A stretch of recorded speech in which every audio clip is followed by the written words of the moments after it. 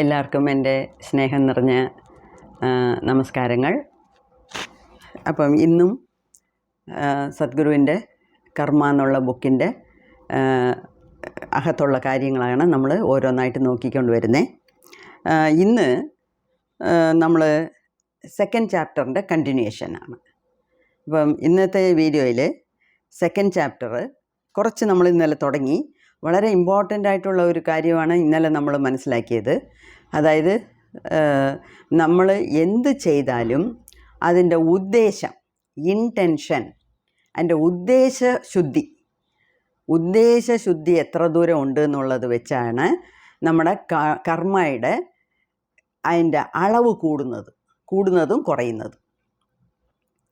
അളവെന്ന് പറയുമ്പം ഇംഗ്ലീഷിൽ അതിന് ഇൻറ്റൻസിറ്റി എന്ന് പറയും. അപ്പം എത്ര വേഗതയുണ്ട്, എത്ര അതിന് വെയിറ്റ് ഉണ്ട്, അങ്ങനെയൊക്കെ ഓരോ കാര്യത്തിന് ഓരോ അളവ് പറയും. അതുപോലെ ഇതിന് എത്ര ശക്തിയുണ്ട്, നമ്മുടെ കർമ്മ ഉണ്ടാകുമ്പം അത് എത്ര ദൂരം ശക്തിയായിട്ടുള്ള കർമ്മയാണ് ആകും എന്നുള്ളതിനാണ് ഇൻറ്റൻസിറ്റി എന്ന് പറയുന്നത്. അപ്പോൾ ഇൻറ്റൻസിറ്റിയിലാണ് നമ്മൾ നേരത്തെ 3 കർമാക്കൾ കണ്ടത്, 3 വിധത്തിൽ: strong intensity, medium intensity and low intensity. അപ്പോൾ അതിനെയും ഇതിനെയും കൂടെ നമ്മൾ ഇവിടെ അതിനെയും കൂടെ ഓർമ്മിപ്പിക്കണം. അപ്പോൾ അത് ഇതും കൂടെ കമ്പയർ ചെയ്ത് നോക്കുക. ഓക്കെ, അപ്പം അതൊരു നമ്മളുടെ ഉദ്ദേശം എങ്ങനെ ഉണ്ട്. ഇപ്പം കോർട്ടിൽ കൂടെ വെർഡിക്റ്റ്, ലാസ്റ്റ് തീർപ്പ് പറയുമ്പം, അതിനൊരു ഓർഡർ വരുമ്പം, ഒരാൾ ശരി കൊലപാതകം തന്നെ ചെയ്തെങ്കിലും അയാളുടെ ഉദ്ദേശം എന്തുവാ? ഇപ്പം കൊലപാതകം ചെയ്യുമ്പം അതിന് ഉദ്ദേശശുദ്ധി ഉണ്ടോ എന്ന് ചിലർ വിചാരിക്കാം. ഉദ്ദേശശുദ്ധി ഉണ്ട്. ഇതെല്ലാം വന്ന് സാഹചര്യങ്ങളാണ്. അപ്പം എല്ലാ സാഹചര്യങ്ങളും എല്ലാ കാര്യങ്ങളെയും കണക്കിലെടുത്തായിരിക്കും ആ ജഡ്ജ് വന്ന് ഒടുക്കം ഒരു തീർമാനമായിട്ടുള്ള ഒരു വെർഡിക്റ്റ് പറയുന്നത്. ഓക്കെ, അതൊരു കാര്യം. അപ്പോൾ പനിഷ്മെൻറ്റ്, അതായത് അവന് ശിക്ഷ കൊടുക്കുന്നത് എത്ര വർഷം, ജീവിത പര്യന്തമാണോ, അല്ല 20 വർഷമോ 15 വർഷമോ 10 വർഷമോ എന്നൊക്കെ ഉള്ളത്. ഇപ്പോൾ കൊലപാതകം ചെയ്താൽ എന്തായിരുന്നാലും നല്ല ഒരു ജയിൽവാസം വേണ്ടി വരും. പക്ഷേ അത് എത്ര വർഷം എന്നുള്ളത് തീരുമാനിക്കാൻ പല സാഹചര്യങ്ങളെയും കണക്കിലെടുക്കും. അതിൽ ഈ ഉദ്ദേശവും വളരെ വളരെ മുഖ്യമായിട്ടുള്ള ഒരു ഘട്ടമാണ് എന്ന് പറയാം. ഓക്കെ, ഇനി പുതിയതായിട്ട് നമ്മൾ നോക്കേണ്ടത് ഈ നമ്മുടെ സെക്കൻഡ് ചാപ്റ്ററിൻ്റെ പേര് തന്നെ വോലിഷൻ എന്നാണ്. അപ്പം ഈ വോലിഷൻ എന്ന് പറയുന്നത് എന്തുവാ? നമുക്ക് ചൂസ് ചെയ്യാനുള്ള കപ്പാസിറ്റി ദൈവം തന്നിട്ടുണ്ട്. അതാണ് 6 അറിവ് എന്ന് പറയുന്നത്. അതിനെ വേറൊരു പേരും പിന്നെ പറയും, വേറൊരു പേരിലും പലയിടത്തും ഞാൻ പഠിച്ചിട്ടുണ്ട്. ഫ്രീ വിൽ എന്ന് പറയുമ്പം, അതായത് എത്രയോ സംഭവങ്ങൾ നടക്കുന്നു. ചില ദിവസം നമ്മൾ വിചാരിക്കും നമ്മൾക്ക് എവിടെ പോയാലും വഴക്കായിരിക്കും. രാവിലെ എണ്ണിക്കുമ്പോഴേ വീട്ടിലെന്തെങ്കിലും ആയിരിക്കും. പാല് കാച്ചുമ്പം പാല് പിരിഞ്ഞു പോകും, അല്ലെങ്കിൽ എന്തെങ്കിലും അടുപ്പിൽ കരിഞ്ഞു പോകും, അല്ലെങ്കിൽ വീട്ടിലാരെങ്കിലും വഴക്കുണ്ടാക്കും. ശരി, അതെല്ലാം ഒരുവിധം സെറ്റിലാക്കിയിട്ട് ജോലിക്ക് പോവുകയാണെങ്കിൽ അവിടെ വഴക്ക്, പോകുന്ന വഴിയിൽ വഴക്ക്, അല്ലെങ്കിൽ ഒരു പാൽ പാക്കറ്റ്. എല്ലാ ദിവസവും പോകുന്ന ഒരു കടയിലായിരിക്കും നമ്മൾ പോയി പാല് വാങ്ങിക്കുന്നത്. അന്നത്തെ ദിവസം പാല് വാങ്ങിക്കാൻ പോകുമ്പോൾ അവിടെ ഒരു വഴക്ക്. അങ്ങനെ ചില ദിവസങ്ങൾ അങ്ങനെയാണ്. നമ്മുടെ കുടുംബത്തിൽ ഉള്ളവരേ മതി നമുക്ക് മനസമാധാനം കളയാൻ. അപ്പോൾ അവരും വേണമെന്ന് വെച്ചല്ല ചെയ്യുന്നത്, അവരവരുടെ മനസ്സിൻ്റെ അനുസരിച്ചാണ് അവരവർ പോകുന്നത്. അപ്പോൾ ചില ദിവസം എല്ലാം സ്മൂത്തായിട്ട് നടക്കും, ചില ദിവസം എല്ലാം തെറ്റും, താളം തെറ്റും. അപ്പോൾ ആരുടെ കണി കണ്ടോ? ആരെയും കണി കാണുന്നതിനല്ല. അപ്പോൾ അവനോൻ ചെയ്ത കർമ്മ, ഇനി ആരെയും കുറ്റപ്പെടുത്തരുത്. അവനോൻ ചെയ്ത കർമ്മ നമ്മളെ തിരിച്ചടിക്കുന്നു എന്ന് മാത്രം വിചാരിച്ച് വായടച്ച് മനസമാധാനമായിട്ട് അനുഭവിക്കുക. അത്രയേ ഉള്ളൂ. എന്താണെന്ന് വെച്ചാൽ നമ്മൾ ഈ ജന്മം എടുത്തത് തന്നെ, ഈ ഭൂമിയിൽ വന്നത് തന്നെ നല്ല കർമ്മ നമ്മൾ ചെയ്തതിനെ വെച്ച് സുഖിക്കാനും ചീത്ത കർമാക്കളെയെല്ലാം കണക്ക് തീർക്കാനുമാണ് വന്നിരിക്കുന്നത്. അപ്പം നമുക്ക് പ്രയാസം ഇല്ലാത്ത ഒരു ജീവിതം ഇല്ല, ആർക്കുമേ ഇല്ല. അതുകൊണ്ട് നമ്മൾ ആരെയും കുറ്റപ്പെടുത്തണ്ട. നമ്മൾ വായടച്ച് മനസ്സമാധാനത്തോടെ ഇത് ഞാൻ ചെയ്തത് ഞാൻ അനുഭവിക്കുന്നു, അത്രയേ ഉള്ളൂ.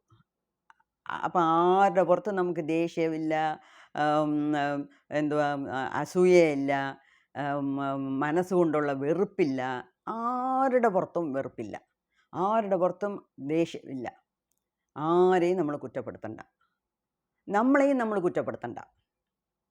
നമ്മളെയും നമ്മൾ കുറ്റപ്പെടുത്തുന്നതും ശരിയല്ല. സെൽഫ് ലവ്, അതിനാണ് അന്നേ നമ്മൾ സെൽഫ് ലവ് എന്നൊരു വീഡിയോ ഇട്ടത്. എന്തുകൊണ്ട് നമ്മൾ വെറുക്കാനോ, ഇപ്പം എൻ്റെ ഒരു ഗുരുജി പറയും, സോറി എന്ന് പറഞ്ഞാൽ don't feel sorry, don't say sorry എന്ന് പറയും.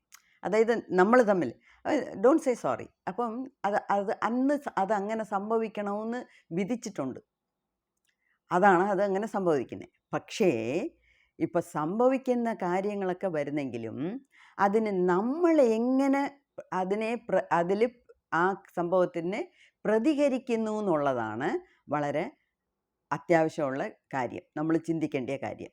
നമ്മൾ എങ്ങനെ പ്രതികരിക്കുന്നു? ഇപ്പോൾ ഒരാൾ ദേഷ്യത്തോടെ വന്നു, അപ്പം അയാൾ ദേഷ്യത്തിലാണ് വരുന്നതെന്ന് അറിയാം.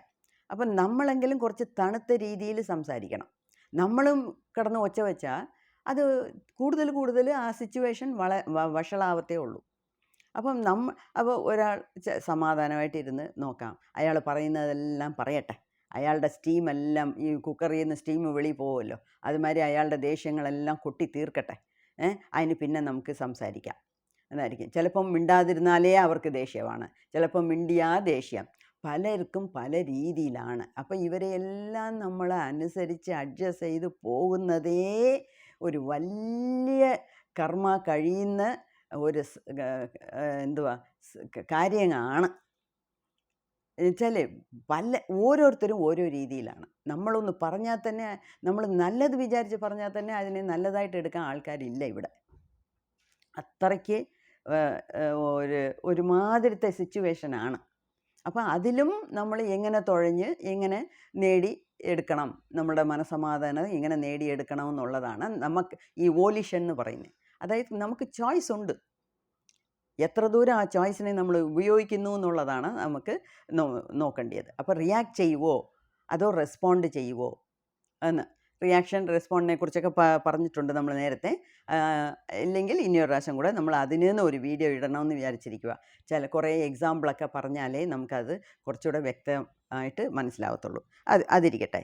ഇവിടെ വളരെ ഇമ്പോർട്ടൻ്റ് ആയിട്ടുള്ള ഒരു കാര്യമാണ് സദ്ഗുരു പറയുന്നത്. 5 കാര്യം പറയുന്നുണ്ട്, 5 കാര്യം. അപ്പം ഇതും വീഡിയോ ആദ്യം ഒരു പ്രാവശ്യം ഓടിച്ചു വിട്ട് കേൾക്കുക, നല്ലപോലെ മനസ്സിലാക്കുക. അതിന് പിന്നെ പ്ലേ ബാക്ക്, അതിൻ്റെ സ്പീഡ് കുറച്ച് ഇട്ട് കേട്ട് എഴുതിയെടുക്കണം. അത് അല്ലെങ്കിൽ നമുക്ക് നിൽക്കത്തില്ല. നോട്ട്ബുക്കിലുണ്ടെങ്കിൽ അത് നമുക്ക് തിരിച്ച് നോക്കാൻ പറ്റും. ഇതിൽ 5 പോയിൻ്റ് സദ്ഗുരു പറയുന്നത് എന്തുവാന്ന് വെച്ചാൽ, അപ്പം നമ്മൾ നെഗറ്റീവ് തോട്ട് എന്ന് വെച്ചാൽ ചിന്ത. അപ്പം ഈ നെഗറ്റീവ് തോട്ട് എന്ന് വെച്ചാൽ കെട്ട ചിന്ത. ചിന്തയിൽ നല്ല ചിന്ത, കെട്ട ചിന്ത, അത്രയേ ഉള്ളൂ. അപ്പം ഒരാൾ നശിച്ചു പോട്ടെ, അല്ലെങ്കിൽ എക്സാമിൽ ഫെയിലാവട്ടെ, അല്ലെങ്കിൽ അവന് ജോലി കിട്ടാതെ പോട്ടെ, അങ്ങനെയൊക്കെ നമ്മൾ നെഗറ്റീവായിട്ട് ചിലപ്പം പ്രാകണമെന്ന് കൂടെ ഇല്ല, അങ്ങനെ മനസ്സിൽ വിചാരിച്ചാലേ മതി. അപ്പോൾ അതാണ് നെഗറ്റീവ് തോട്ട്. അപ്പം നമ്മളുടെ തലയിൽ ഇഷ്ടംപോലെ നെഗറ്റീവ് തോട്ട്സ് വന്നുകൊണ്ട് തന്നെയാണ് ഇരിക്കുന്നത്. ഓക്കെ, അത് ആർക്കും ഇല്ലയെന്ന് പറയാനൊക്കത്തില്ല.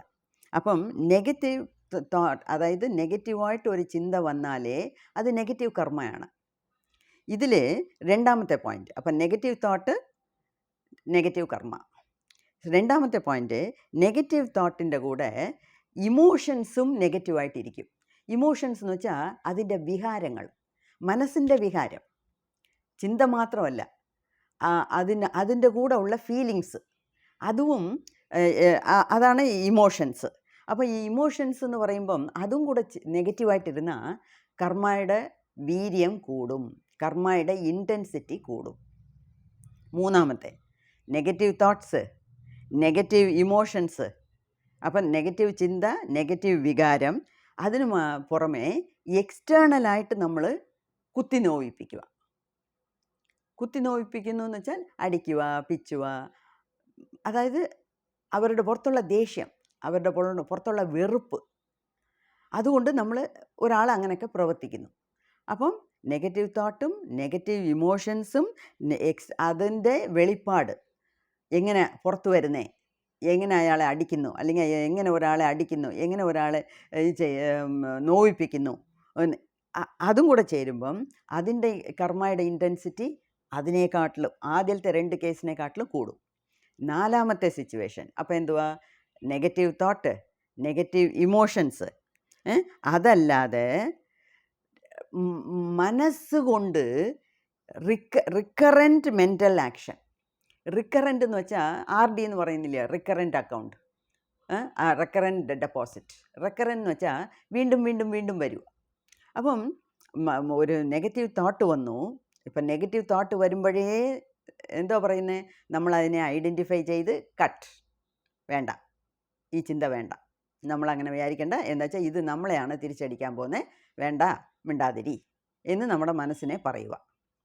അപ്പം നെഗറ്റീവ് തോട്ട് വരുമ്പോഴേ മുളയിലേക്ക് കിള്ളണമെന്നാണ് പറഞ്ഞത്. അതല്ലാതെ ഇപ്പം നെഗറ്റീവ് തോട്ടും നെഗറ്റീവായിട്ടുള്ള വികാരങ്ങളും അതുമാത്രമല്ല, ഇപ്പം നമ്മൾ വെളിയിൽ ഒന്നും കാണിക്കുന്നില്ല. 3ാമത്തെ ഇതിലാണ് എക്സ്റ്റേണലായിട്ട് കുത്തു നോവിപ്പിക്കുന്നതോ അടിക്കുന്നതോ പിടിക്കുന്നതോ എന്തെങ്കിലുമൊക്കെ ചെയ്യുന്നത്. ഇതിൽ എക്സ്റ്റേണലായിട്ട് പുറമേ ഒന്നുമില്ല, പക്ഷേ ഉള്ളിൻ്റെ ഉള്ളിൽ അതിനെ തന്നെ വിചാരിച്ച് വിചാരിച്ച് വിചാരിച്ച് വിചാരിച്ച് തിരിച്ചും തിരിച്ചും തിരിച്ചും അത് മനസ്സിൽ ആവർത്തിക്കുക. അപ്പം അങ്ങനെ ഒരാൾ ചെയ്യുമ്പം അതിൻ്റെ കർമ്മ കുറെ കൂടെ ഇൻറ്റൻസിറ്റിയാണ്. ഒരു പ്രാവശ്യം അടിച്ചു, വഴക്ക് പറഞ്ഞു, നൊന്തു, വേദനിച്ചു, പോ, അതോടെ തീർന്നു. ഇതല്ല, വീണ്ടും വീണ്ടും അവൻ മനസ്സിൽ വിചാരിച്ച് വിചാരിച്ച് പുഴുങ്ങുക, വിചാരിച്ച് വിചാരിച്ച് പുഴുങ്ങുക. അപ്പം അവനാണ് അത് നെഗറ്റീവ് കർമ്മ. അല്ലാതെ ആരെ കുറിച്ച് വിചാരിക്കുന്നോ അയാൾക്കല്ല. ആര് വിചാരിക്കുന്നോ അവർക്കാണ് ഈ ഇൻറ്റൻസിറ്റി കൂടി വരുന്നത്. അങ്ങനെ 4 സിറ്റുവേഷൻ. വേറൊരു കാര്യം പറയുന്നത്, ഈ ബ്ലാക്ക് മാജിക് എന്ന് പറയുന്നില്ലേ, ബ്ലാക്ക് മാജിക് എന്ന് വെച്ചാൽ എന്തുവാ, ഈ എന്തൊക്കെയോ അത് പണ്ട് ഒരുപാടുണ്ടായിരുന്നു. അതും കേരളത്തിൽ കൂടുതലുണ്ടായിരുന്നു. എന്താണെന്ന് വെച്ചാൽ ഈ 4 വേദാസില്ല, ഋക്, യജൂർ, സാമ, അഥർവണം. അതിൽ ഈ അഥർവണ വേദത്തിൽ മൊത്തം ഈ ബ്ലാക്ക് മാജിക്കിനെ കുറിച്ചാണ്. ഈ ചെയ്വിന മന്ത്രം മന്ത്രവാദികൾ ഒരുപാടുണ്ടായിരുന്നു കേരളത്തിൽ. ഈ മന്ത്രം ചെയ്യുക, ഒരുത്തനെ നശിപ്പിക്കാൻ വേണ്ടി എന്തൊക്കെയോ പൂജയൊക്കെ ചെയ്യുക, എന്തുവാ നാരങ്ങയിൽ എന്തെങ്കിലുമൊക്കെ എഴുതുന്ന, അല്ലെ തകടിൽ എഴുതി വെക്കുക, അവൻ്റെ വീട്ടിൽ പോയി കുഴിച്ചിടുക, അങ്ങനെ ഒരുപാട് കാര്യങ്ങൾ.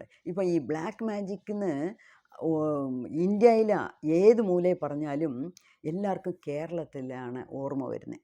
അത് ഉള്ളതായിട്ടുള്ള കാര്യമാണ്. നമ്മളത് അക്സെപ്റ്റ് ചെയ്തേ പറ്റും. നമുക്ക് കേരളത്തിനോട് നമ്മുടെ നാട്ടിനോടൊക്കെ വലിയ ബഹുമാനമാണ്, സ്നേഹമാണ്. പക്ഷേ ഈ വകക്കാർ ഒരുപാട് പേര് ഈ അഥർവണ വേദം പഠിച്ചതുകൊണ്ട് അതിൽ നല്ല എക്സ്പേർട്ടായ കൊണ്ടായിരിക്കാം അതൊക്കെ അവർ ചെയ്യുന്നത്. പക്ഷേ എന്തായിരുന്നാലും അത് നല്ല ഒരു കാര്യമല്ല. അപ്പം ഇങ്ങനെ മറ്റവരെ നശിപ്പിക്കാനായിട്ട്, അല്ലെ അവൻ്റെ കുലം നശിച്ചു പോകാൻ, അല്ലെങ്കിൽ ഒരാൾ നശിക്കാൻ, അല്ലെങ്കിൽ അവൻ്റെ കുടുംബം നശിക്കാൻ വേണ്ടി നമ്മളിങ്ങനെ എന്തെങ്കിലുമൊക്കെ ചെയ്തു വയ്ക്കുന്നില്ലയോ, അതൊക്കെ ചെയ്യുന്നത്, അതാണ് ഏറ്റവും മോശപ്പെട്ട കർമ്മ. എന്താണോ, ഒരാൾ ഒരു മന്ത്രവാദി എടുത്ത് പോന്നു ഇന്നാനെ നശിപ്പിക്കാൻ വേണ്ടി. ഇപ്പം ഇയാളുടെ മനസ്സിൽ തോന്നി, വികാരങ്ങളിൽ തോന്നി, മനസ്സിൽ വീണ്ടും വീണ്ടും ഒരു ദിവസം തോന്നിയ ഉടനെ ആരും ഒരു മന്ത്രവാദിയെ എടുത്ത് പോകത്തില്ല. ഒരു മാസം, 2 മാസം, 6 മാസം ഇട്ട് ചിന്തിക്കുന്നു. അതിനെ അവന് ഇത്രയും സഞ്ചിത കർമ്മ ആയിപ്പോയി. അതിന് പുറമേ അവൻ ഒരു മന്ത്രവാദിയെ എടുത്ത് പോന്നു, കാശ് കൊടുക്കുന്നു, അവൻ്റെ കൂടെ നിൽക്കുന്നു, അവൻ ചെയ്യുന്ന ചെയ്ത്തിന് നെഗറ്റീവ് കർമ്മയ്ക്കൊക്കെ നമ്മൾ കൂടെ നിൽക്കുന്നു. അപ്പം നമുക്കാണ് കൂടുതൽ, അവനല്ല. മന്ത്രവാദിയെക്കാട്ടിലും ചെയ്യുന്നവനും ഉണ്ട്. നമ്മൾ ചെയ്യാൻ പ്രോത്സാഹിപ്പിക്കുന്നില്ലയോ, ആര് മന്ത്രവാദിയെ തേടിപ്പോന്നോ അവനായിരിക്കും കൂടുതൽ. പക്ഷേ ഇപ്പം കേരളത്തിൽ അതൊന്നും ഇല്ല. അതായത് ആളുകൾ ഒരുപാട് പഠിച്ചു വരുന്നു. അപ്പോൾ ഇതിലൊന്നും അതുമാത്രമല്ല, ഈ പാരമ്പര്യമായിട്ട് വരുന്ന കലയാണ് ഇത്. അപ്പം ഈ പാരമ്പര്യത്തിൽ ഇപ്പം വരുന്ന ആൾക്കാർക്കൊക്കെ നല്ല പഠിക്കണം, വെളിയിൽ പോകണം, അല്ലെങ്കിൽ നല്ല കാശുണ്ടാക്കണം, നല്ല ജോലി കിട്ടണം, അതല്ലാതെ ഈ പാരമ്പര്യമായിട്ട് തലമുറയായിട്ട് വന്ന കാര്യങ്ങളെല്ലാം അത് ഇപ്പോഴൊക്കെ നിന്നു. അതുകൊണ്ട് അതിൽ വലുതായിട്ട് പേടിക്കാനില്ല. പക്ഷേ എന്നാലും എന്നുവെച്ചാൽ തമിഴ്നാട്ടിലൊക്കെ ഞാൻ ഒരുപാട് പേരുടെ അടുത്തൊക്കെ സംസാരിക്കും. ഈ മലയാളി എന്ന് പറയുമ്പോഴേ അവർക്ക് ഫസ്റ്റ് ഓർമ്മ വരുന്നത്, ഓ മലയാളിയാ, നമ്മൾ കുറച്ച് സൂക്ഷിക്കണം, മന്ത്രവാദമൊക്കെ ചെയ്യുന്ന ആൾക്കാരായവരൊക്കെ, ഇവരുടെ അടുത്ത് വളരെ കെയർഫുള്ളായിട്ട് വേണം നമ്മൾ സംസാരിക്കാൻ. അങ്ങനെ വരെ എൻ്റെ മുമ്പിൽ തന്നെ വെച്ച് പറഞ്ഞ ആൾക്കാരുണ്ട്. പക്ഷേ ഇപ്പം അതൊക്കെ കുറഞ്ഞു എന്നല്ല, ഓൾമോസ്റ്റ് ഇല്ലാതെ പോയി. പക്ഷേ അങ്ങനെയൊക്കെ ചെയ്യുന്നവർക്ക് കൂടുതൽ കർമ്മയാണ്. അപ്പം ഞാൻ മനസ്സിലാക്കിയത് എന്തുവാണോ, അതായത് ഈ ബുക്ക് വായിക്കുമ്പം എൻ്റെ മനസ്സിൽ തോന്നിയത്, അപ്പം നമ്മളെ എന്തൊക്കെ ചെയ്ത് കൂട്ടിയിട്ടുണ്ട് ഇതുവരെ. ഈ ജന്മത്ത് തന്നെ നമുക്ക് അറിഞ്ഞും അറിയാതെയും ഒരുപാട് തെറ്റുകൾ ചെയ്തിട്ടുണ്ട്. അതിന് പുറമെ സഞ്ചിത കർമ്മ എന്ന് പറയുമ്പോൾ അതിൻ്റെ മുമ്പലത്തെ ജന്മം എത്ര ജന്മം എടുത്തു എന്ന് അറിഞ്ഞുകൂടാ, എന്തൊക്കെ ചെയ്തു എന്ന് അറിഞ്ഞുകൂടാ, ഈ ജന്മത്ത് തന്നെ ഇന്നലെ വരെ ഈ നിമിഷം വരെ എന്തൊക്കെ ചെയ്തു എന്ന് അറിഞ്ഞുകൂടാ. അപ്പം ബെസ്റ്റ് ഈ ഹോ ഓപ്പനോപ്പോനോ, അതുകൊണ്ടൊക്കെയാണ് അതെല്ലാം ഞാൻ ഇതിനു മുമ്പേ ഞാൻ പറഞ്ഞു വെച്ചത്. അപ്പം എനിക്കിപ്പം ജസ്റ്റ് ഡു ഹോ ഓപ്പനോപ്പോനോ ഒന്ന് പറഞ്ഞാൽ മതി, നിങ്ങളത് പിടിച്ചോളൂ. എന്നുവെച്ചാൽ അതിന് ഒരു വീഡിയോ ഇട്ടതാണ്. അപ്പം ഐ എം സോറി, അത് പറഞ്ഞാലേ ഒക്കത്തുള്ളൂ. പ്ലീസ് ഫർഗീവ് മീ, എന്നെ ക്ഷമിക്ക്, താങ്ക് യു, ക്ഷമിച്ചതിന് നന്ദി, ഐ ലവ് യു, എനിക്ക് നിന്നെ കൂടെ വെറുപ്പ്. ഐ ലവ് യു എന്ന് പറഞ്ഞാൽ ഈ സിനിമയിൽ കാണുന്ന പോലെ 16 വയസ്സിലെ ചെറുക്കനും പെണ്ണും കെട്ടിപ്പിടിക്കുന്ന ലവ് യു അല്ല. ലവ് എന്നുള്ളതിന് പല ലെവലിൽ പല അർത്ഥങ്ങളാണ്. ഒരച്ഛൻ മോളോട് കാണിക്കുന്നതും ലവ് ആണ്, സ്നേഹമാണ്, അഫെക്ഷൻ, ലവ്. അപ്പം ലവ് എന്ന് പറയുന്നത് ഒരു വേർഡാണ്, അത് ഇംഗ്ലീഷിലുള്ള ഒരു വാക്കാണ്. അപ്പം അത് പല ലെവലിലാകും. അപ്പോൾ ഐ ലവ് യു എന്ന് പറയുമ്പം എന്നെ ക്ഷമിച്ചതിന് സന്തോഷം, നന്ദി. എക്സാക്റ്റായിട്ട് സ്നേഹമെന്ന് പോലും എടുക്കേണ്ട കാര്യമില്ല. ഓക്കെ, അപ്പം ഇതൊക്കെയാണ് നമ്മൾ പറയേണ്ടത്. അപ്പം ആരെ വിചാരിച്ച് പറയുമോ, ആർക്കാർക്കൊക്കെ നമ്മൾ ദ്രോഹം ചെയ്തോ, ആരെയൊക്കെ കുത്തി നോവിപ്പിച്ചോ, നമുക്കൊന്നും അറിഞ്ഞുകൂടാ. അപ്പം നമ്മൾ സദാസർവകാലവും ഇത് പറഞ്ഞുകൊണ്ടിരിക്കണം. അപ്പോൾ പ്രപഞ്ചം കേൾക്കും. ദൈവത്തിനോട് വിളിച്ച് പറയുക, ദൈവമേ എനിക്കറിയാതെ ചെയ്തു പോയി, എൻ്റെ സഞ്ചിത കർമ്മയൊക്കെ മാറ്റിത്തരണേ. അതാണ് ഈ ലിംഗാഷ്ടകത്തിൽ പറയും. ലിംഗാഷ്ടകം 8 സ്റ്റാൻസ ഉണ്ടല്ലോ, അതിൽ സഞ്ചിത പാപ വിനാശന ലിംഗം. അപ്പം സഞ്ചിത കർമാവിനെ മൊത്തം റൈറ്റ് ഓഫ് ചെയ്യാൻ ആർക്കും പറ്റത്തില്ല, എന്നാലും ആ ലിംഗത്തിന് പറ്റും, ശിവലിംഗത്തിന്. അപ്പം നമ്മൾ ശിവനോട് നമ്മൾ പ്രാർത്ഥിക്കുക, ഞാൻ അറിയാതെ ചെയ്തതെല്ലാം എന്നെ ക്ഷമിക്കുക എന്നുള്ളത്. ഓക്കെ, അപ്പം നമ്മൾ കുറച്ചൊന്നുമല്ല ചെയ്ത് കൂട്ടിയിട്ടുള്ളത്. അപ്പോൾ അതിനെല്ലാം അതുമാത്രമല്ല, ഞാനിപ്പം ഈ ബുക്ക് വായിക്കുമ്പോൾ എനിക്ക് മനസ്സിൽ തോന്നിയത്, അപ്പം നമ്മൾ എന്ത് പ്രയാസം ഈ ജന്മത്ത് വന്നാലും നമ്മൾ ഇനി ഈ നിമിഷം തൊട്ട് ഇത്രയും നമ്മൾ വായിച്ച് മനസ്സിലാക്കിയ സ്ഥിതിക്ക് മിണ്ടാണ്ടിരുന്ന് വെച്ച് അനുഭവിക്കുക, അത്രയേ ഉള്ളൂ. അത് അനുഭവിച്ച് തീർക്കാനല്ലേ നമ്മൾ വന്നേ, ഈ ജന്മം എടുത്തേ, അതങ്ങ് തീരട്ടെ. വെറും വിറ്റ്നസ് മോഡിലിരുന്ന് അങ്ങ് സഹിക്കുക, അതേ ഉള്ളു വഴി. ഓക്കെ, പിന്നെ അപ്പം അതൊന്ന്. ഇപ്പം സദ്ഗുരു കുറേ എക്സാമ്പിൾ പറയുന്നുണ്ട്. ഇപ്പോൾ ഒരു സൊസൈറ്റിയിൽ നമ്മൾ നേരത്തെ ഇതും കണ്ടു, ഇൻഡിവിജ്വൽ കർമ്മ ഉണ്ട്, ഫാമിലി കർമ്മ ഉണ്ട്, സൊസൈറ്റിയിലെ കർമ്മ ഉണ്ട്, കൺട്രിയുടെ കർമ്മ ഉണ്ട്, എർത്തിൻ്റെ കർമ്മ ഉണ്ട്. എർത്തിൻ്റെ കർമ്മ എന്ന് അന്ന് ഞാൻ പറഞ്ഞപ്പം പറയാൻ വിട്ടുപോയതാണ്. ഈ കൊറോണയിലെ ലോകം ഒട്ടുക്ക് ആളുകൾ സഫർ ചെയ്തോ, എത്ര ലക്ഷങ്ങളാണ് മരിച്ചത്, എത്ര ലക്ഷോപലക്ഷം ആൾക്കാരാണ് മരിച്ചത്. ആൾക്കാർ മരിച്ച ബോഡീസിനെ കത്തിക്കാൻ പോലും അവർക്ക് പറ്റുന്നില്ല, എല്ലാം കൂടെ കുമിച്ചിട്ടാണ് ഒന്നിച്ച് കത്തിച്ചത്. അപ്പം അത് നമ്മുടെ എർത്തിൻ്റെ ആ കട്ടകത്തിൽ ആ വരുന്ന സമയത്തുള്ള വരുന്ന കഷ്ടമാണ്. അതൊരു പ്രയാസമുള്ള സമയമായിരുന്നു. ഓക്കെ, അതുകൊണ്ടാണ് ലോകം മൊത്തം അതുകൊണ്ട് കഷ്ടപ്പെട്ടത്. അതേപോലെ സുനാമി വരുന്നു, അതുപോലെ എർത്ത് ക്വേക്ക് വരുന്നു, ചില സ്ഥലങ്ങളിലൊക്കെ അടിക്കടി എർത്ത് ക്വേക്ക് വരുന്നു. അതുകൊണ്ട് തന്നെ എത്രയോ ലക്ഷക്കണക്കാന ആൾക്കാർ മരിക്കുന്നു. അപ്പോൾ അതൊക്കെ ഈ കർമാവിൻ്റെ ഇഫക്റ്റാണ്. അപ്പോൾ അത് മാത്രമല്ല സദ്ഗുരു പറയുന്നത്, ഇപ്പം വെസ്റ്റേൺ കൺട്രിയിൽ, ഫോറിൻ കൺട്രീസിൽ വളരെ ഷോർട്ട് സ്കേർട്ടൊക്കെ ഇടും പെൺപിള്ളേർ, കാല് മൊത്തം കാണുന്ന പോലെ, തുടയെന്ന് കാണുന്ന പോലെ. അവിടെ അതൊന്നും അവർക്കൊരു പ്രശ്നമല്ല. അപ്പം അവിടെ അങ്ങനെ എല്ലാവരും ഇടുന്നു. നാടോടുമ്പം നടുവേ ഓടുന്നു എന്ന് പറയുന്ന പോലെ ഒരു ഇടുന്നു. ഷോർട്ട് സ്കേർട്ട് ഇട്ടാൽ അത് തെറ്റില്ല. അതേ സമയത്ത് നമ്മുടെ ഇന്ത്യയിൽ അത് തെറ്റായിട്ടാണ് നമ്മൾ കാണുന്നത്. അപ്പം ഇവിടെ ഇടുമ്പം അത് നെഗറ്റീവ് കർമ്മമാകും. അപ്പം സൊസൈറ്റിയിലെ റൂൾസ് അനുസരിച്ച് വേണം നമ്മൾ പെരുമാറാൻ. അല്ലെങ്കിൽ അതും നമുക്ക് നെഗറ്റീവ് കർമ്മമായിട്ട് വരും. അപ്പം ഈ നമ്മൾ എങ്ങനെ ചെയ്യുന്നു, നമ്മൾ എന്ത് ഉദ്ദേശത്തോടെയാണ് ചെയ്യുന്നത് എന്നുള്ളത് വളരെ വളരെ ഇമ്പോർട്ടൻ്റ് ആണ്. അതിന് സദ്ഗുരു വേറെ ഒരു ചെറിയ കഥ പറയുന്നുണ്ട്. ഈ നമ്മുടെ ശങ്കരൻ പിള്ളை മരിക്കാറായി. ഓക്കെ, ഈ സമയത്ത് ഈ കഥയ്ക്ക് മാത്രമാണ് മരിക്കാറായി. അപ്പം അയാൾ ഈ വിൽപത്രം എഴുതുമല്ലോ, ഒരു അഡ്വക്കേറ്റിനെ വിളിച്ച് ഒരു വിൽപത്രം എന്ന് പറയുന്നു. അഡ്വക്കേറ്റ് അതുപോലെ എഴുതുന്നു. അപ്പം ശങ്കരൻ പിള്ളை പറയുക, എൻ്റെ സ്വത്ത് മൊത്തം എൻ്റെ ഭാര്യയ്ക്ക് പോട്ടെ, പക്ഷേ ഒരു കണ്ടീഷൻ, അവൾ 90 ദിവസത്തിനകം വേറൊരു കല്യാണം കഴിക്കണം എന്ന് പറഞ്ഞു. അപ്പം അഡ്വക്കേറ്റിന് ഒരു ഷോക്ക്. ഇങ്ങനെ ആരും ഒരാണും പറഞ്ഞിട്ടില്ലല്ലോ, അതും 90 ദിവസത്തിനകം. 1 വർഷം 2 വർഷം കഴിഞ്ഞ് അവരുടെ ഇഷ്ടം പോലെ ചെയ്യുവാണെങ്കിൽ അത് വേറെ. ഇതെന്തോ 90 ദിവസത്തിനകം കമ്പൽസറി ആയിട്ട് വേറൊരുത്തനെ കെട്ടിയിരിക്കണമെന്ന് പറയുന്നത്, അതെന്തുകൊണ്ടാണ് എന്ന് ശങ്കരൻ പിള്ളை എടുത്ത് അഡ്വക്കേറ്റ് ചോദിച്ചു. അപ്പം ശങ്കരൻ പിള്ളை പറയുക, 90 ദിവസം കഴിഞ്ഞെങ്കിലും ഒരുത്തൻ വിചാരിക്കുമല്ലോ ഈ ശങ്കരൻ പിള്ളை എന്തുകൊണ്ട് മരിച്ചു എന്ന് പറയുന്നു. അപ്പം ശങ്കരൻ പിള്ളை ഇത്രയും സ്വത്ത് കൊടുത്തതിൻ്റെ ഉദ്ദേശശുദ്ധി എന്തുവാ?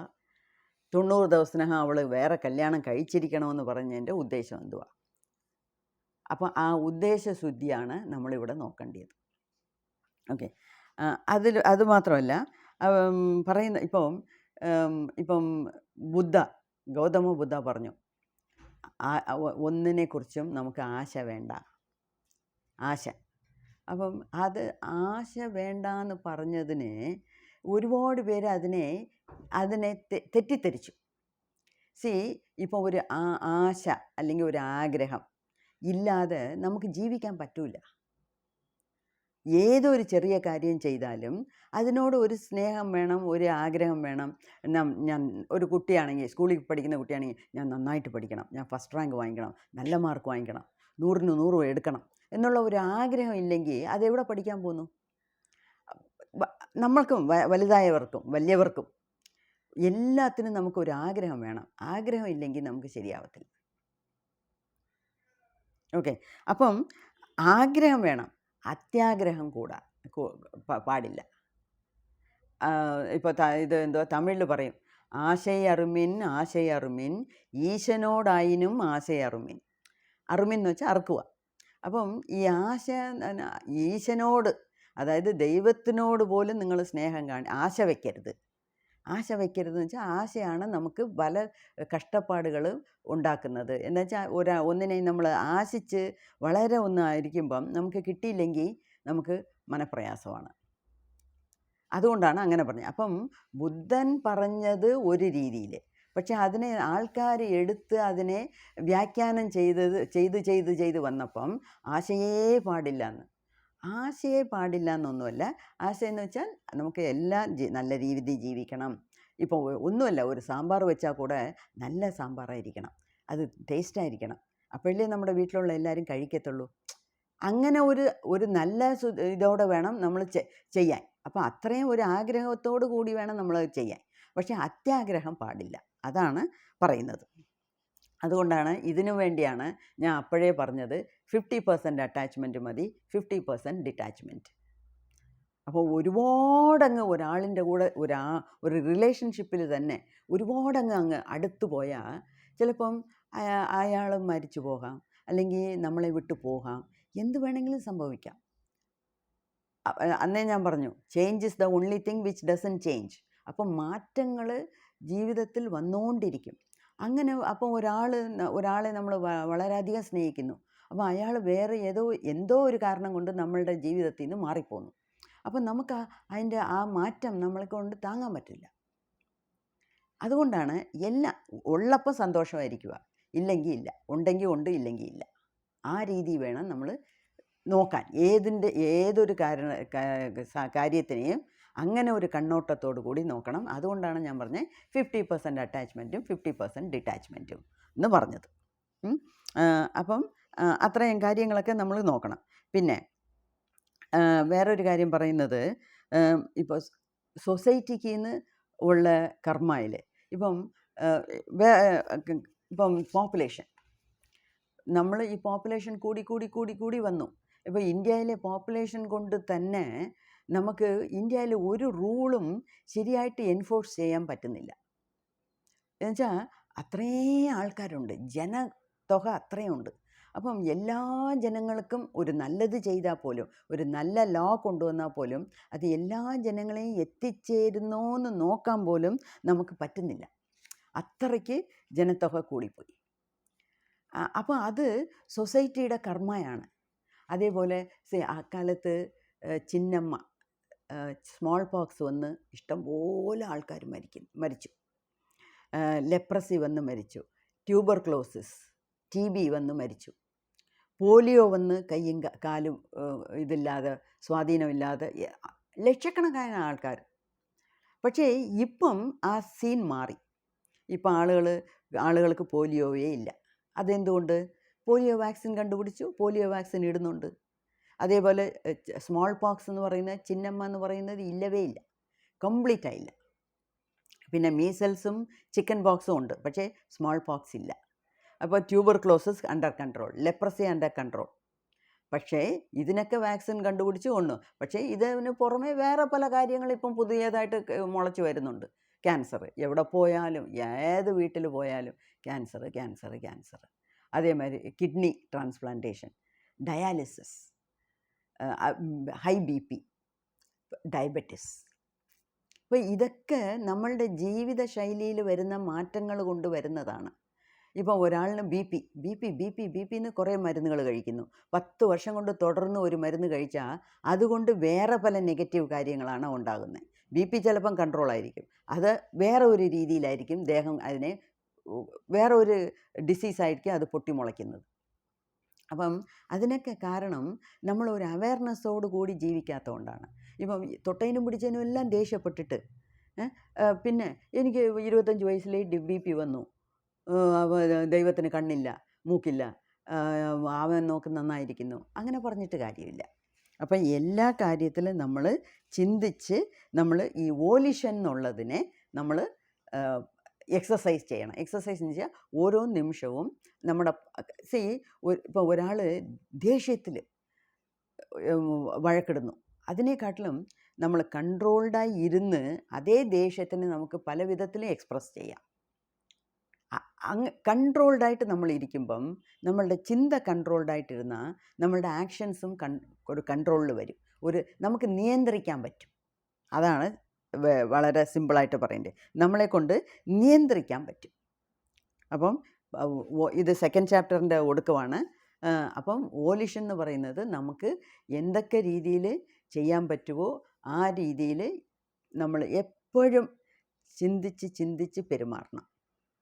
അങ്ങനെ ഉണ്ടെങ്കിൽ നമുക്ക് വലിയ കർമ്മ നെഗറ്റീവ് കർമ്മയായിട്ട് നമുക്ക് വന്ന് ചേരത്തില്ല. ഓക്കെ, നന്ദി, നമസ്കാരം.